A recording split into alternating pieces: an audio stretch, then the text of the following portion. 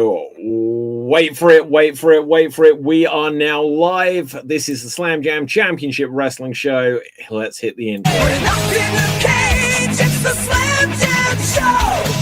We're dynamite, you better feel alive. We're better than you, and you know it. Yeah. If you don't like it, we got two words for you. Slam Jam, Slam Jam.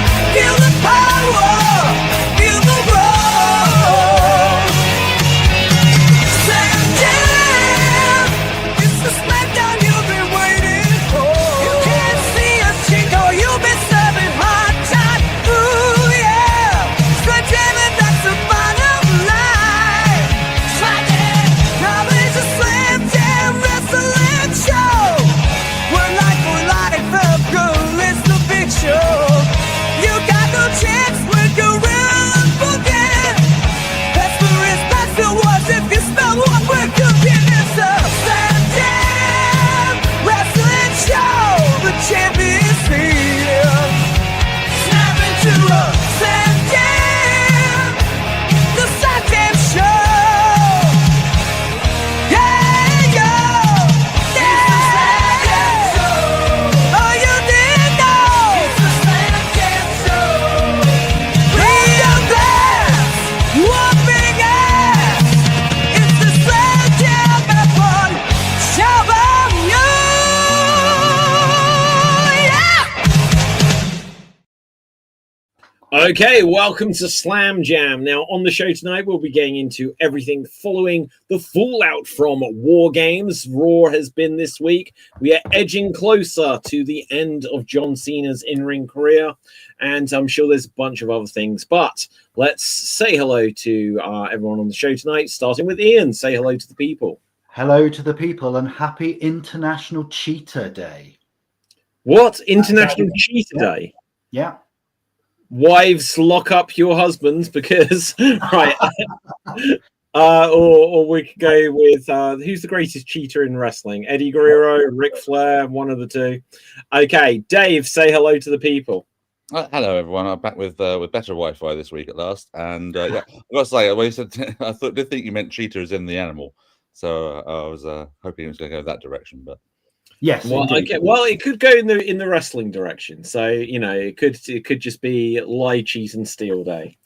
Now, speaking of lying, cheating, and stealing, Dominic Mysterio is the Intercontinental Champion once again. Liv Morgan returned in a slightly weird moment, like aligning with John Cena, who ran with it for some reason, only to then, Okay, that was a weird. People have pointed out that recreated Cena's heel turn against Cody, and it's like, okay, it was the last chance to do something relating to that, but it felt like a weird connection there with Liv Morgan involved.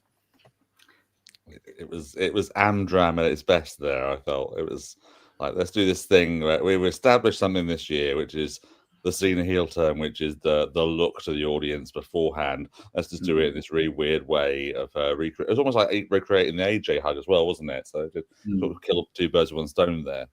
They can obviously do that with AJ, because I think they probably wouldn't want to do that with AJ Lee, by the way, not Styles. Yeah, sure. And I had the weirdest mental image then, Dave. yeah, it was that that was the first bit of Star Wars I saw, was just like doing the weird like eye thing, the psychopath eyes. And I was like, okay, this is going a bit weird, but It was certainly weird. It was the best bit of Survivor Series by a million miles. Was that match? It made noise. So yeah. I really enjoyed that match. Not the interesting thing about it, not that Dom isn't a star, because he's a star, but it was kind of star making as well. He just had a victory over John Cena, and he's the Intercontinental Champion with his other belt as well. So I'd be pushing in the next year. I'd be getting him going for the world title at least once. I think it pushes his and Liv's relationship as well back to prominence, because it's only because of Liv that he ever beat his dad. So now he's got Rey Mysterio that he's beaten thanks to Liv, and now John Cena, both of which he's only beaten because of his girlfriend's help. So I think that's an interesting wrinkle. Yeah. She was always going to get a big face pop when her music hit. So I think they kind of did the best they could, given how weird that was always going to be. I think I'd rather have saved her pop for the Rumble, but that's just me, I think. It will be interesting on that front, just to see what their plans are for her. Because again, if you have someone returning the Rumble, if you're not planning for them to win it, it's just like it might take the steam out of whoever then does win it. Right, and I think the rumor doing the rounds is because the Rumble is in Saudi, they may be planning to not do the whole surprises thing because you can't sneak the surprise entrance onto a long haul flight across the world. But I wish they'd figure it out, because for them to say at this stage, yeah, no surprises in the Rumble, guys, it's kind of like, okay, can you not, or is that not easier? Because it's like, who's the fans out there? It's only going to be the Saudi fans, right? Okay, and also like, I don't know, like I don't want to make this like a cultural commentary type of thing, but any of the women going out there could just dress very conservatively and be very hidden and completely blend in. I think like wrestling journalists, and I use those quote marks very heavily, I think they wouldn't be above like scouring flight lists and finding their sources that way. I think is where the issue lies, is actually getting them to Saudi without that sort of spoiler leaking. But there must surely be a way you could drive to Saudi. Drive to Saudi. I'm not suggesting from the States, but you could fly like. Yeah, I get you. Conspicuously, yeah. But anyway. Dave, for you, was Ian's sound cutting out ever so slightly? No. Okay, it might just be my audio. I'll tinker with things. So what else were instant reactions from anything from this weekend shows, Raw as well, I guess? I think that just with Survivor Series in general, I think the fact that we're all sort of, the first thing we're talking about is Dominic versus Cena. The fact that was so, I don't know, it was layered with the same sort of level of a Roman Cody main event of just multiple interference bits. Constantly bringing the crowd up and down. Obviously, they were quite an equal amount of cheers for Dom as well, because sitting over in San Diego and everything. But there's so much, there was so many smoke and mirrors in that one to get that sort of pop, disguising the fact that Cena can't sell a 619 to save his fucking life. And also, but also it was the highlight of a very bland Survivor Series, and I'm really wondering whether or not they just need to stop the War Games stuff for a bit. I know Triple H loves it, but it's the same formula every year, and the women's one didn't need to be a War Games match. Aside from EO and her love of bins in a War Games match, there was nothing really to rest anything on. There was it could have easily been a Survivor Series elimination match, that one, 5-on-5. Yeah, I agree. I think you could have said the same for the men's as well, to be fair, though, because once Seth's injury came along, it's like, okay, we'll just throw stars at it. And like and a man in black. Yes, the man in black. I was going to say, guys, so let me just see. I haven't got the screen share up, but I might have some breaking news on this. Well, I wonder who it could possibly be. Well, okay. I think we all know who it is. So let's just take a look here, just because it's now confirmed. There we go. Yeah, I'd love to see Vince try and move like that up the side of the cage. Him climbing up the cage with that agility. Yeah. I've seen some absolute nonsense on social media about people being so adamant. The one doing the rounds today actually was John Moxley, which is just like, people don't understand how contracts work. And they're like, no, trust me, guys. Trust me. That's the reason they didn't do the reveal, is because it's Moxley and he did it for his friend Seth Rollins. And just...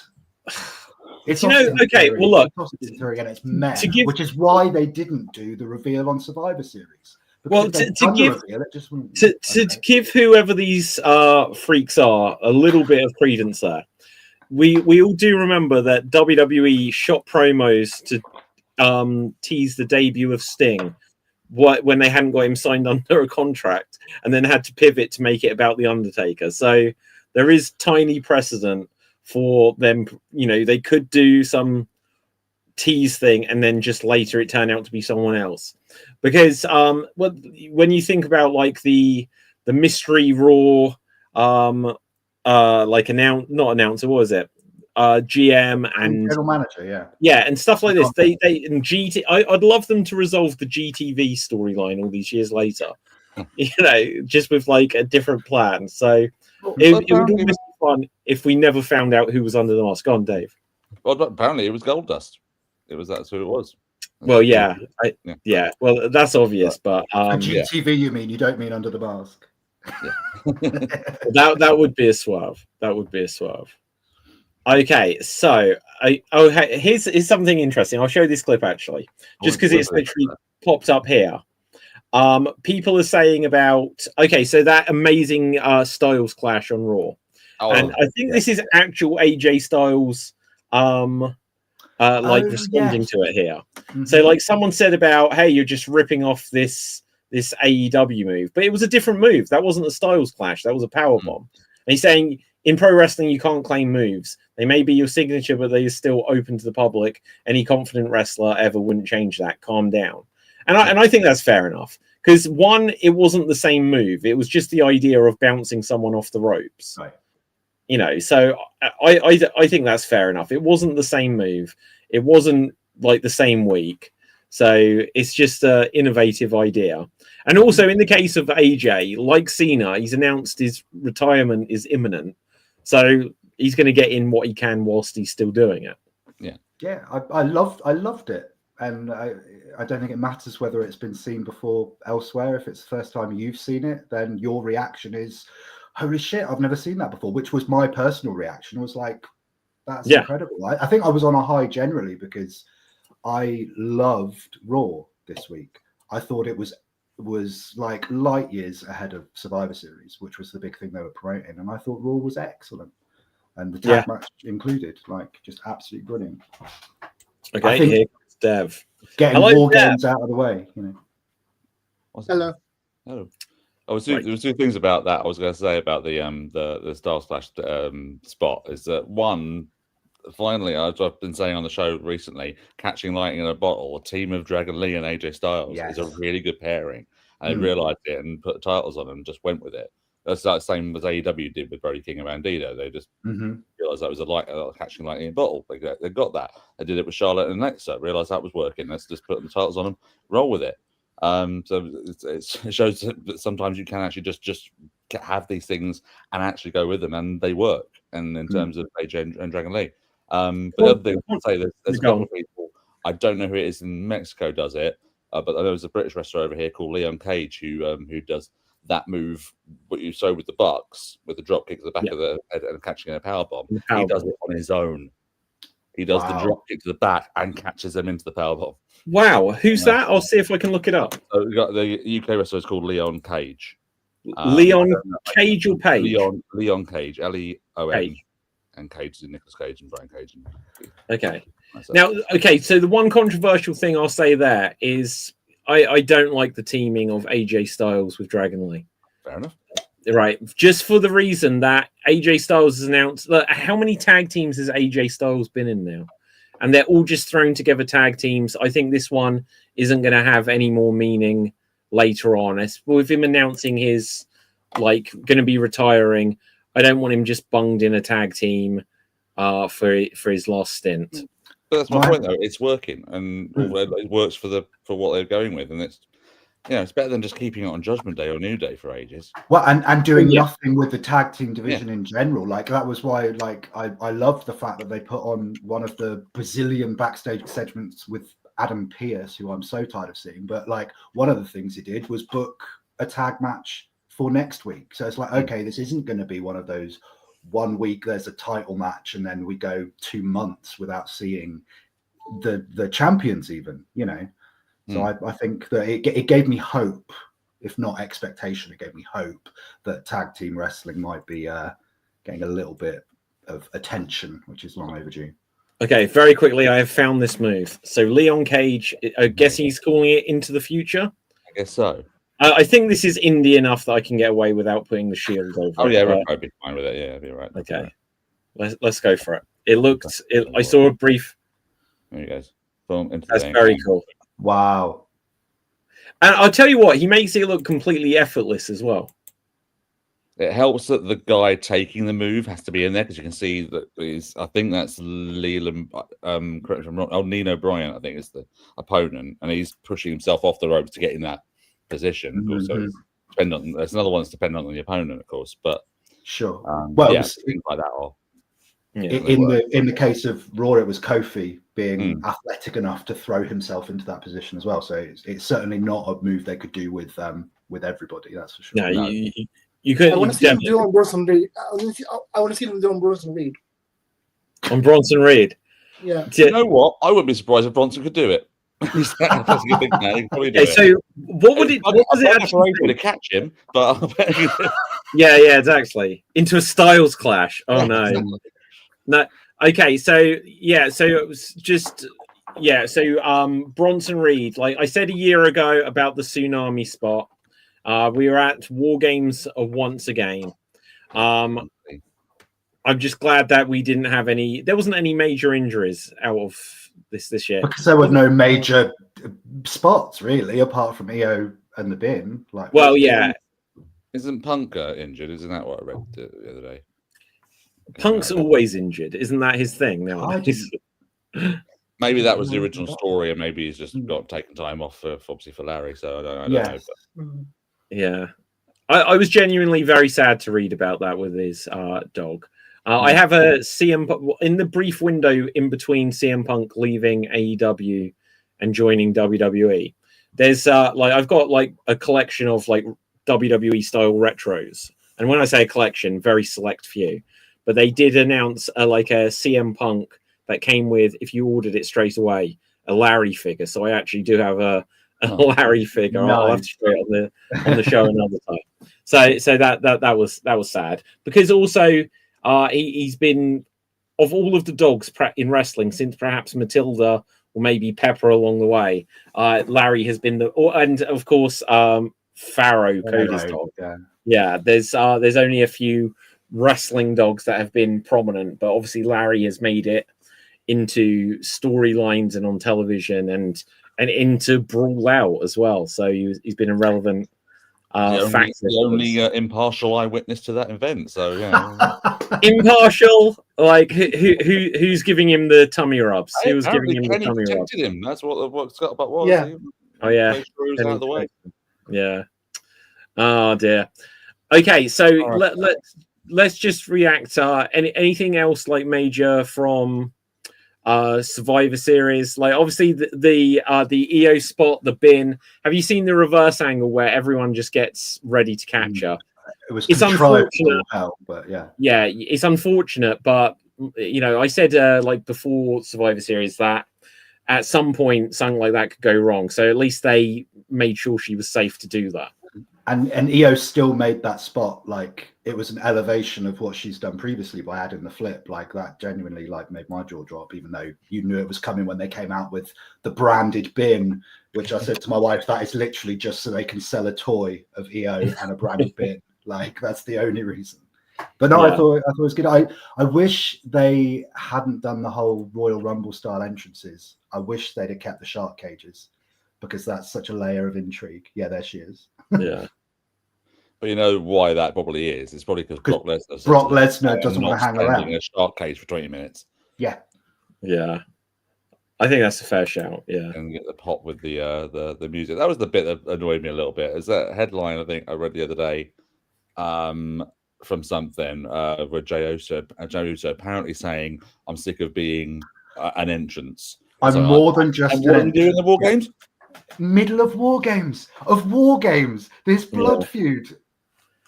He is just an entrance, though. Really, he is just an entrance. Like the crazy thing is, like for him being main event Jey Uso, you have to go back to the pandemic. And was this when like Jimmy Uso was like in trouble with the law and stuff like this? They did the story with him and Roman, and obviously they'd got like. They weren't in front of audiences. And it's like, oh, Jey Uso's getting a shot against Roman at the time, or he's being factored up. And to me, he is not a main eventer. I think if you have to name someone main event, they are not a main event. and he's unfortunately in the last few months had a significant amount of like botched moments, which I think, to be fair, have been overemphasized compared to He's other under a people. huge spotlight for that. He's kind of under topic. a huge amount of scrutiny for stuff. But they're also there. So, you know, he was, even against LA Knight, there was things being screwed up. The most bizarre thing I thought about the whole LA Knight match was it was just one spot in particular, and I'm trying not to be too cynical with Jey Uso because, like, I'm not a big fan of his, but it was the superplex spot. I don't know if you remember the bit that I'm talking about, where LA Knight superplexes him off the top rope, and Jey throws himself to the side, slams the mat twice in like frustration or whatever, but like no selling of the move at all, which no selling in certain contexts is fine, but he slams the mat twice and then lays down for a 2 count, and it's like, well, are you okay or are you not? Like, because if you're okay enough to roll and punch the mat, oh, I'm angry because I'm going to be a heel soon, and punch the mat, and then, oh, I better lay down for the 2 count. I tell you what, wouldn't it have been funny if LA Knight got up and just kicked him in the head like Punk did? Just been like, I'm done with you. There were 2 things that crossed my mind when I watched that clip. I don't watch Raw in full, but I watched like bits and pieces here and there. I did see this clip come up, and there's 2 things that I thought might have happened. One, he's either doing a really bad job of selling, as you say, a potential heel turn in the future, and this whole thing afterwards where he's throwing the set around and knocking the Prime stuff over and all that sort of stuff. So he's either trying to doing that, thinking that's a good way of getting that, of being subtle about it, or he genuinely either got hurt on the superplex when he came down, possibly because maybe he wasn't quite ready. Because when Knight goes up for it, he really brings him over, and Jay's not quite got his footing there, quite ready. So he's brought over before he's properly like getting ready to take the move, possibly. I could see that. Either way, it was really stupid to have done that, because that reminded me of when Randy Orton got injured by Ken Kennedy years ago. Remember that whole thing? Often he slams the mat. But the other thing I was going to mention about Raw and about generally sort of like the importance of where everything is in terms of Jey Uso and his deterioration, because I've just been noticing it again, thinking some stuff is a bit overdone. People saying that movie did on Miz where he dropped down on the ropes of the buckle. People thinking, oh, he's going for a Samoan drop and he fucked it up. I said, no, he wasn't. He was going for a move where he drops him on the top rope, and Miz probably didn't know what exactly he was going for, didn't know how to take it. But I'll tell you what, Jay's got to get rid of using the spear. Oh my God! That match, he didn't spear him. He didn't even go off his feet. He just it was like a standing headbutt, wasn't it? It's like, how many people like have used the spear who, like, I'll be honest, guys, and this is going to be controversial. I was never convinced that someone like Edge should use the spear, because Edge obviously, well, no, it's just like, it's the size of the guy. You know, Edge is tall. He's deceptively big, but he's like this lanky guy, and it's like, wait, this is a move by Goldberg, and like Rhino had got the gore, and it looks like it should be a move done by people who are tanks. I think less than the tank thing for me, it's the speed thing, and I think that's why Bronze works well. Yeah, it's about that. And Bronze may be the best, but go on, Dev. Edge needed a heelish, speedy, fast finisher that he could like pop off and run. You could literally like come in, spear someone, and get the fuck out of there. Like the RKO, RKO someone and disappear. He needed that like runaway, literal runaway finisher, and anything else he was doing was too slow. Like we talked about with the whole joking about Bronson Reed taking that flip into the Styles Clash, because you can't do that move on anyone. I think I read, it might have even been an interview with Edge where he said the best finishing moves it should be something that you could hit on anyone, and that's why the RKO is so popular as a finishing move, because you can hit it on anyone and you can hit it out of nowhere, to use the phrasing. But yeah, I definitely agree that Edge, and I was a massive Edge fan back in his prime, and I never thought his spear was particularly impactful, but he went through a phase, didn't he, of trying several different finishers. the educator, and then a weird like he Well, yeah, that was the behind the the edge-o-matic. I'm sure. The edge-o-matic has just come to me. That Okay. was a recast. The move as downward well. spiral was his first one, wasn't it? Yeah. The flatliner. Which never, The never Impaler great. DDT I think he sort of borrowed that from Gangrel back in the Brood days, and I think that's probably where he should have.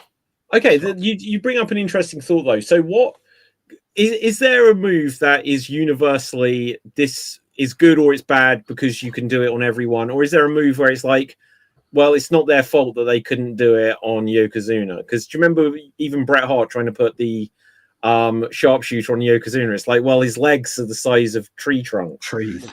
Like, in theory, you can put this move on anyone, but some people are built differently, and it's not possible. He did it in a different way getting into it, didn't he? It was just like it was on his back and just pulled his legs up over to his thing, so he did actually know how to do it. But I think it's universally acknowledged that the stunner is the best finisher, just because Stone Cold could do it on anybody. Yeah, in that sense, he could do it on Gangrel, or he could do it on Big Show.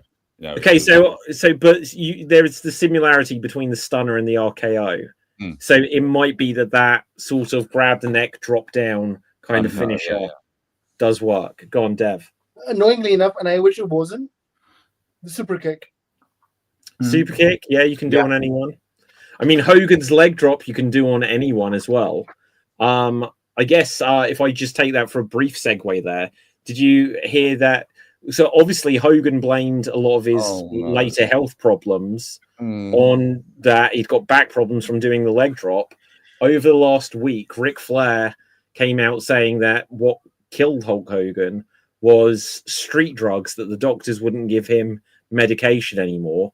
And so then he had street drugs. Now, I think Hogan's wife has now come out and disputed that. But Flair said he spoke to Hogan the day before he died. So is this bullshit from Flair? Because Flair seemed to retract it. Flair said a lot of things. Flair, like Hogan, said a lot of things, I think.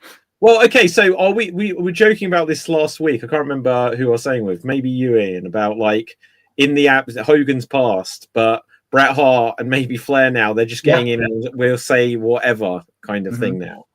So, because obviously Bret's been on a hell of a run of shitting on Sheamus, obviously Goldberg all the time, the whole Vince and Shawn Michaels sleeping together thing. He's had a quiet week as Bret. I haven't heard any new Bret news. Oh, I just another clip from that same show with Vince and Warrior. He's saying now. What? I didn't hear that. No way. There's no way. Same show. It's the same theory about Vince and Warrior. He thinks Vince was in love with Warrior. That's why he got pushed. Well, okay, Vince may have been in love with Warrior, but I don't believe Warrior would have gone for Vince at all. But that's like turning into that stereotype of an older person getting older and thinking, sod everything, I'm just going to do what I want and say what I want and just get away with it.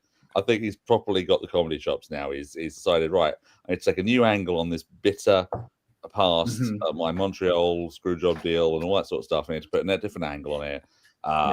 Everyone, a very different angle. Montreal screw job, right? I like it. Dev. I was gonna say, I guess in Brett's mind, Brett's the only one who hasn't screwed Vince. Well, yeah, quite possibly. Yeah, Vince definitely said Brett screwed Brett. Well, yeah, exactly. Okay, but like when Brett was saying, yeah, I was caught between two lovers. It's like, but in what way was he caught between them? In the logic that, you know, Vince could have just put the title on Shawn, and he wasn't really needed to be a factor in that. The only reason I didn't want to drop the belt was for their stupid sex games. I'm keeping the belt away from that. Was it a case of Brett was the mayor and Vince was Montague and Shawn was Capulet? Dev. I hate this because Ian just put an image in my head. It's William Regal, but instead of saying war games, he says sex games. Sex games. Oh, no. Ruining William Regal for me. Oh, dear. Something I was going to say, I've seen the thing here. What do we think? Where do we think they're going with Bron Breakker? Bron is saying he's going for Punk's world title. So It's happening on the Netflix anniversary show, isn't it? I would Yeah. pull the trigger I'm then. very I would put the title on Braun then.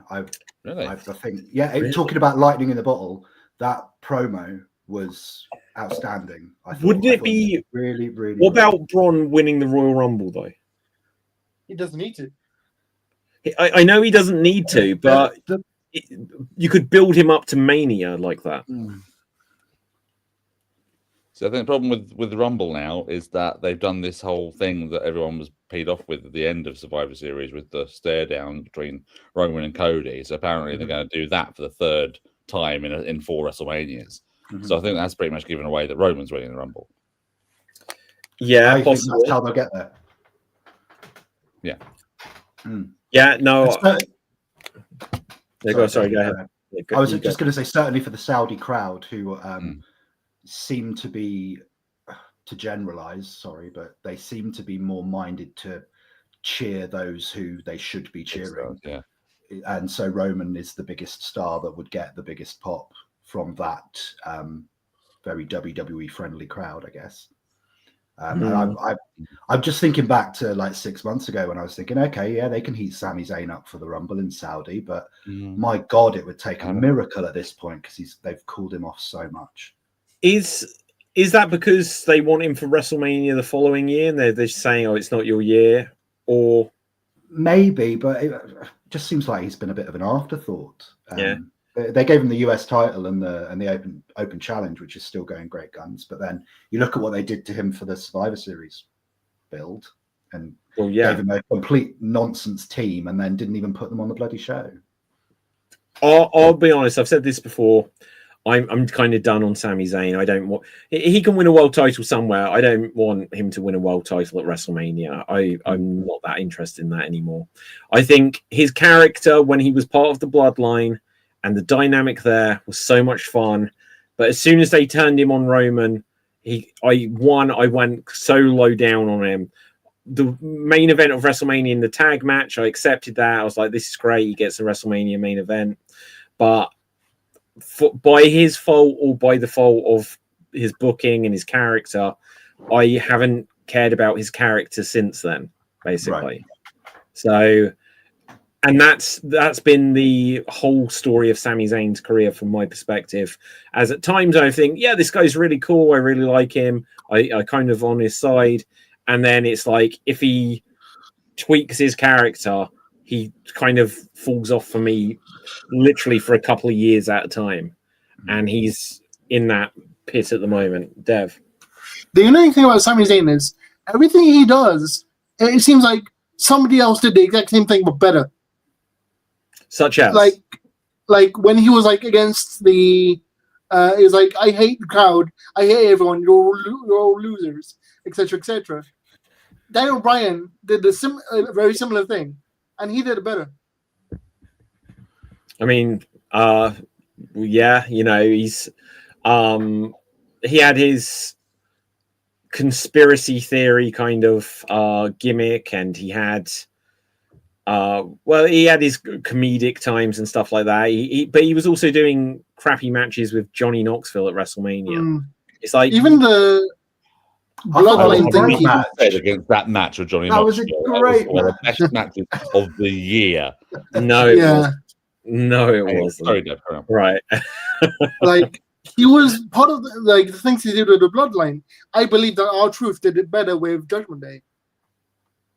Oh, I think that was I think that for me that was peak Sami Zayn.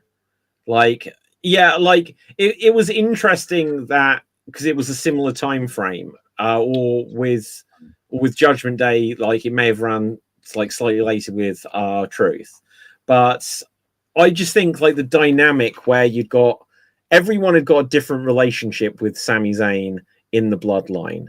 So like Roman sort of like he likes to keep him around, Jimmy like loving him, Jay hating him. It was great, you know. There was that was great, but when you took him out of that was kind of where the Bloodline began to unravel somewhat, and it's been kind of floating in meaningless since. Because it's weird. I'm sorry, I was just saying, other than Solo, they're now all on the same page, except for they keep just not making them work together. Why wouldn't they? And except for when they then make Jey Uso not help Jimmy and stuff like this, they've got no idea what they're doing with that faction. Sorry, Yeah. Deb, go ahead. For me, the peak of Sami Zayn was always whenever Kevin Owens was involved. Kevin Owens and Sami Zayn together are amazing. But like, take away Kevin Owens, like, done. Like, there's nothing. Do you know? Do we know what the status of Kevin Owens is? Because it's so quiet, it makes me worry that either it's just not, he's not going to make a return, or they're purposely keeping it quiet because they're planning something. He posted a sort of a very, very, very short clip of him training, I think at the PC. But it was like, I think he was just running. It wasn't like in the ring bumping or anything. And I think his music was playing either under it or just at the end of it. That's the last I heard, and that was maybe 3 weeks ago, a month ago. So I think the signs are promising, at least, that he's working towards a return. But I'd be surprised if it was this side of WrestleMania. I'd like that to be kept as quiet a secret as possible, so that if and when he does come back, it is a big massive surprise. Because that's the problem with a lot of wrestling things now. We don't win hardly ever surprised. Sure. Yeah. We all read about the rumors that Liv was returning when she didn't. It wasn't a massive surprise that she did. Okay, let me pitch something to you, and I don't know how far away a potential Kevin Owens return could be. So imagine it's the Royal Rumble, and it's number one. Who draws number one? Are you imagining, Dave? Is that what's going on here? Okay. And he's in Saudi right now. You can see that. You'll know where I'm going with this, because it has to. I think it has to be in this order. The thing that everyone sees coming is that Jericho returns, and he's number one. Imagine if number two was then Kevin Owens. Be a nice callback to their. That would be. I think that would be really fun to do. You know, that would give them something instantly to work with, and they'd be like, "Hey, we're friends," and then obviously they'd fight, and go on, Dev. I'd be against it because it would be the same situation as Randy Orton and CM Punk, where Randy Orton returned, and then CM Punk overshadowed him. Yeah, fair play. Yeah, Dave. So I was going to caveat that if we are going to do that, other way around. Why the other way around? I thought it needed to be. Why the other way around? Because Jericho's return would be the bigger surprise. Would it? Because I think everyone's expecting that now. I think Jericho especially. Well, it depends on whether they're going to let him use Judas, which I don't expect they would. I think they will. Look at Cody. But I think what they'll keep with Jericho is the countdown, and that countdown is a pop machine. Yeah. To be fair to KO as well, like he's out of the current crop of themes in this Death Rebel Drek era. KO's theme is a monster pop. Just hearing that guitar riff for the first time in a year or more will create the pop. Yeah. Okay, so I've even got a headline here, which is, I think, from today, saying about Jericho's WWE timeline discussed. Now, obviously, it's just a clickbaity thing, but if this is on like news websites, I think people are expecting Jericho to be back. But yeah, the unfortunate story of Kevin Owens is that he's always the bridesmaid and never the bride. Right. He is the king of night one main events at WrestleMania. He's the king of getting bumped out of world title spots and world title matches at WrestleMania. So it would almost be poetic that his return is immediately overshadowed by another return. But go on, Ian. Well, just to speak to your point about like people are expecting it, I think to a degree they are, but I think the degree to which people are expecting it is like us on the internet are expecting it, and then what percentage of WWE's in the arena crowd are like us in terms of being as engaged as we are with the daily ins and outs of the backstage politics. I think we're probably still very much in the minority. Like, do you think that there'll definitely be people that if Jericho returns, they'll be like, oh wow, where's he been for the last 6 years? Right. Well, because that's how they'll play it. Like Rusev saying, I was in the abyss for like whatever. Yeah. Dev. I was a kid back when Jericho, because I started watching WrestleMania 22. So I was like a kid before Jericho returned for the first time. All right, young one. I was going to say, you just made me feel really old there. All right. Okay, so my you're first fine. WrestleMania was WrestleMania 8. Wow. Yeah. You made me feel really young, David. Thanks. Yeah, there you go. And I only missed WrestleMania 7 because we didn't have like the TV at the time. Were you 7? You 7. So like I was into wrestling, but the first one where I could see it was WrestleMania 8. And when I say see it, like my aunt recorded it because she had Sky TV. But yeah. But yeah. Sorry, But- who was saying what? Yeah, Go on. I was saying I was watching because everybody was waiting for Jericho's first return with the break the code and the Yeah. promos they had, and like everybody I don't know if they're gonna do something similar this time, or is it just gonna come back randomly? I think they should do teases. They love their teases nowadays. You know, there was something on NXT where people were saying about some video in the background, but I didn't understand what it was hinting at one bit. I had no theories. Yeah, it was suddenly like a video of a bridge suddenly appeared at the background during the Ricky Saints over Femi like contract signing thing. Right. I think people are saying it's just going to be a return of Tony D'Angelo, which is the Mafia character, who last scene was throwing something off a bridge or something like that. I don't know. But they did a Someone- Soprano style ending with Tony D'Angelo, didn't they? Where Yeah, he up and saw someone. But, to go back to Jericho, like if it was me and I was if Jericho's got some kind of say, I think the best thing he could do would be to just start releasing teasers of shoes walking along like they did with the Mania and get everyone wound up again about what the hell's this going to be, and then it actually is a big deal. These feet walking along. Dev. it's funny that you say that because the 2007 return was literally started with someone walking into the arena. They only show shoes for the entire time, and then slowly they panned up, and he did the T-pose. That's right. Wasn't it a Was torch that- bearer? Wasn't someone carrying a torch for some And then reason? he Right, yeah.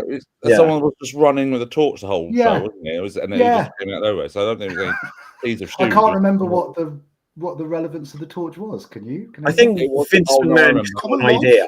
I remember what it was because he was setting Go up a feud with Randy Orton, and Randy Orton had said he'd beaten everybody, so it was time for the torch to be passed to him. So Oh, they it was literally a were bringing literal- someone with a torch to pass to him. But Jericho cut the guy off at the last minute to do Wow, the thing. 2008 WWE. Eh? Okay, here's something I've just spotted. John Cena has revealed that WWE wanted Saturday night's main event to be a full 2-hour tribute to him, but he pushed for the spotlight to go to NXT and minor league talents. That's funny. Minor league talents as his way of giving back. And apparently, I read it somewhere else a minute ago. His retirement match is going to open the show. I read that too, but then I've also read underneath the comments underneath that are also no, he did not say that. Oh, okay. He said that he might have done in a some context, but that in all likelihood he'll end this one. You've got to give the last half hour to the show to him. Sure. Oh, at least. Yeah, Yeah, and I just they need to learn from the Goldberg thing that they can't risk that. They need to have prepared if this overruns, it overruns. Because that would just be appalling if it just cuts out as soon as he's in the ring. He's just been pinned by Gunther, right? All right, anyway. Can we talk Could it about be LA Gunther and Knight? Solo? Gunther Yeah, and go for it. Solo's match on Raw. Like I Yeah. thought that was outstanding. Like, and I know I'm the high guy Yeah. on Gunther, I think, on this show. Oh, I'm high on him. I'm high on him. Yeah. Oh, great. But a Solo as well. Like I thought Solo did a wonderful job. Like and yeah, the top 3 matches in this otherwise really drab crap tournament, let's be honest, have been Gunther and Solo, Gunther and Javon Evans, Gunther and Kamala Hayes. Like he's a star. Well, that's because like Gunther is that good. I still don't want him to have seen his last match. It's just like I get it. Like he's that good. But this is like the same logic as like for all those years they could say, well, Cena's our top star, so we'll just put him there, or like Triple H. So like sometimes I want it to be dished around to someone else. I don't want Gunther's things just to be that he retires people. He retires AJ next year. He retires Randy Orton in a year or two later. Please add yeah. Lesnar to that list, but yeah. And oh yeah, well, okay, so that was the match that we didn't get when Lesnar suddenly was out of there. So they could circle back round to that, and that will be probably a really good match. But go on, Dave. Dave had his hand up first. Go on. No, go, Dave. I was just saying that yes, I think you guys a few weeks ago were saying that you didn't know what Brock was going to be doing at Mania. 100%, it's got to be Gunter. But I think we've all been saying for absolute ages that Gunter was going to win the tournament and all that sort of stuff. But I know what, now that Knight sort of caught fire a little bit more recently, and with the sort of as messed up an ending as it was with the match with Jay on the other day with the really sloppy crucifix thing. Mhm. I don't know. I think I could see more mileage out of LA Knight being the guy to beat Cena in his last one. Someone else was saying the other day on something else I was listening to, Gunter doesn't actually need it. He's I agree. already got this whole thing, and like you've been saying, David, you're not fond of him like retiring people all the time. So maybe they should just hold back on this one a little bit and say that, because LA Knight could easily get a sort of like a quick fluke pin on Gunter, and they can revisit that down the line or something like that another time. But I think there might be more mileage out of LA Knight getting the last Cena match. I'd be interested in it. And maybe they're setting up everyone to think, oh well, this is Gunther's thing now, so then it is LA Knight. Could be. Go on, Dev. What were you going to say?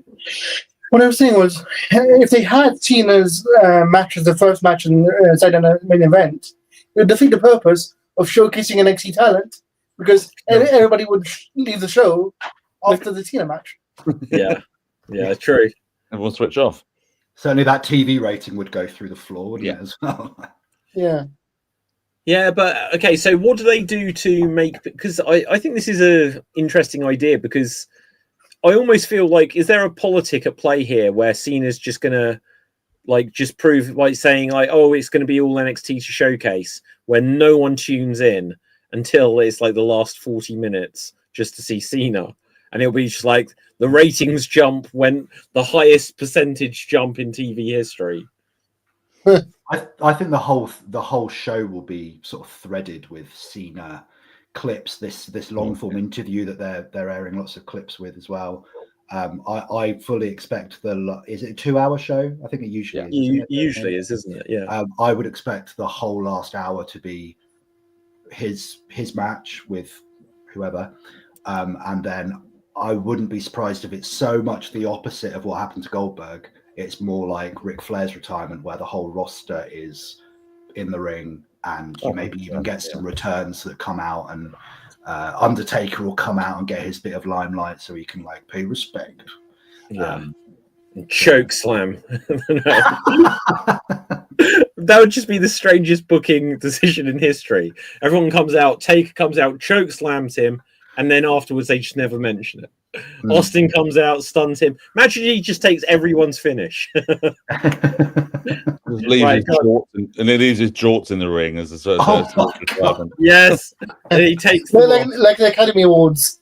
Okay, so I'll come to you in 1 second there, Dev. Just because I saw things on this earlier, but I didn't click on it. Will Vince be there? Not on television. Backstage. Not on television. Backstage. Yeah. Trump is going to be there. Apparently, Trump is going to be confirmed. Yeah. Certainly heavily rumored, isn't it? Wow. Okay. And Trump and Triple H are. So they're definitely going to have a heel section in the audience that night, right? Okay. Dev.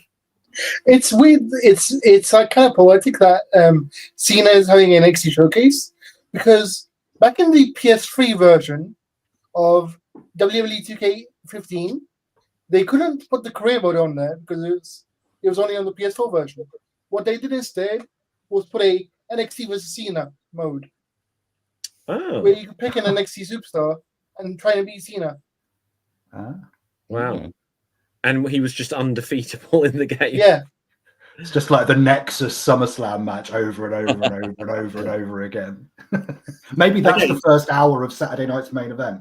Cena beats all of the old Nexus and then loses to Gunther or LA Knight. Actually, that just give me a good idea.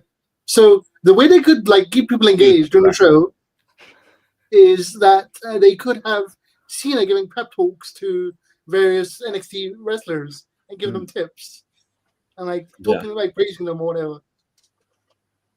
Okay, so guys, we've got a few minutes left, but I can't go too much beyond the hour. But I just wanted to bring up, so one of the interesting headlines in the last few days was TNA have now got a TV deal. And a significant TV deal by all accounts. AMC, which was where The Walking Dead and Breaking Bad and things like this were on.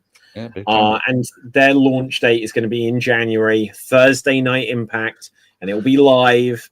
And so I assume live every week. Otherwise, well, it doesn't have to be, but I guess to be competitive in this day and age, they kind of need it to be. They do live episodes every now and then nowadays, but they pre-record like 3 episodes, I think, a night. So it'll be interesting to see if that continues.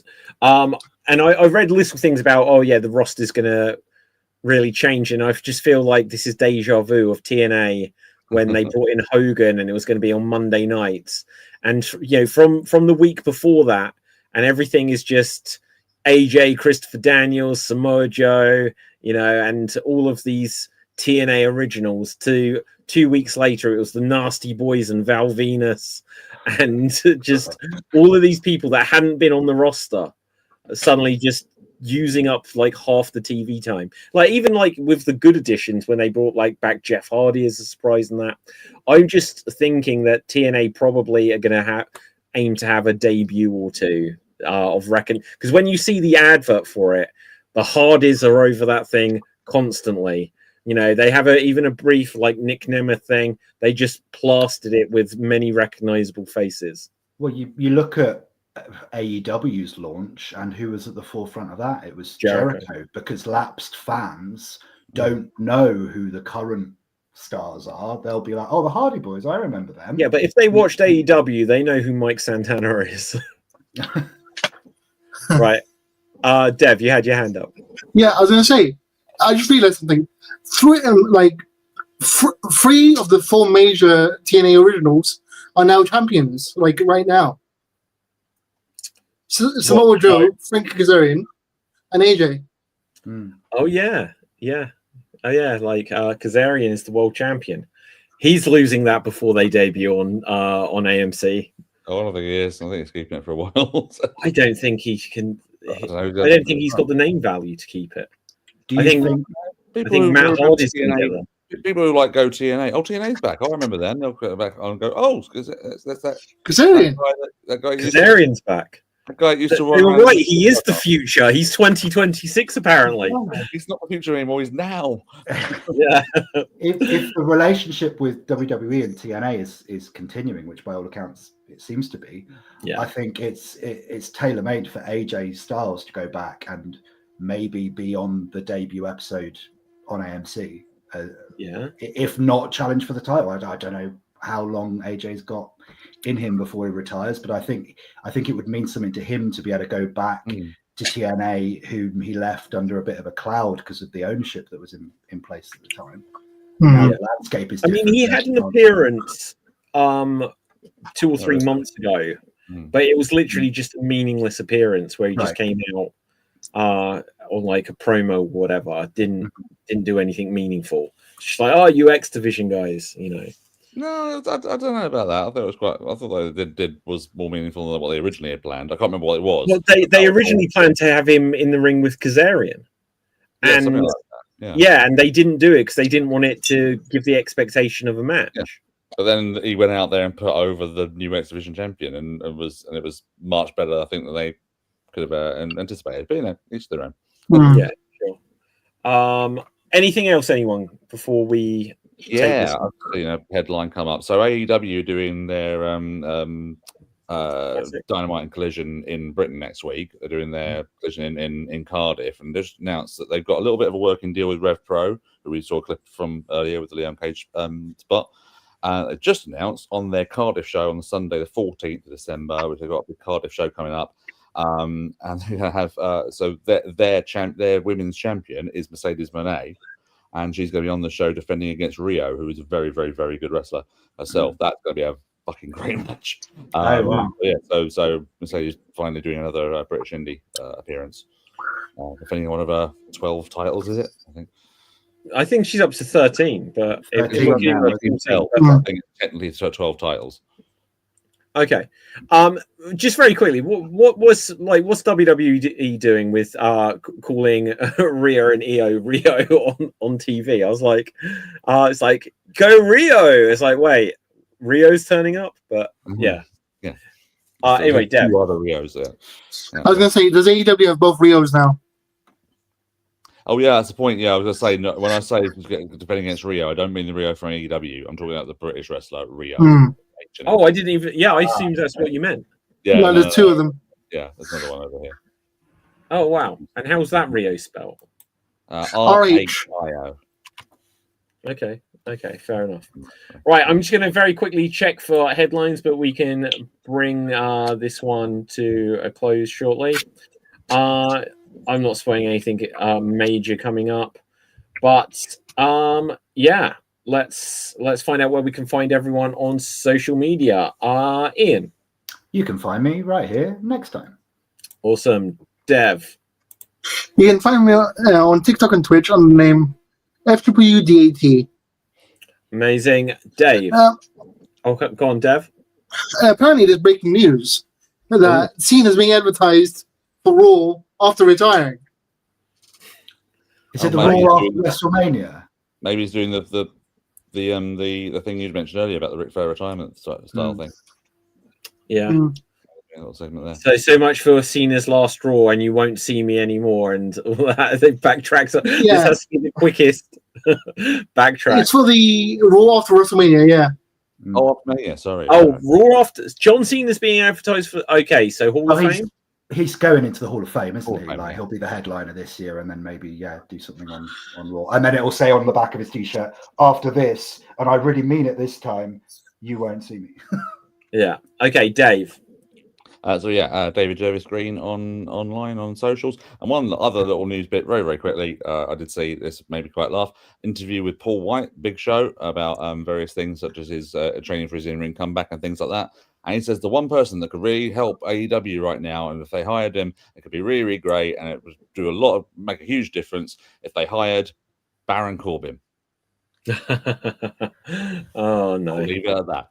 Yeah. Okay. For me, my name's David Pistansky. Find me on Facebook, Instagram, and Twitter at David Pistansky. Follow everything Slam Jam Wrestling Show related. And with that, until next time, stay safe.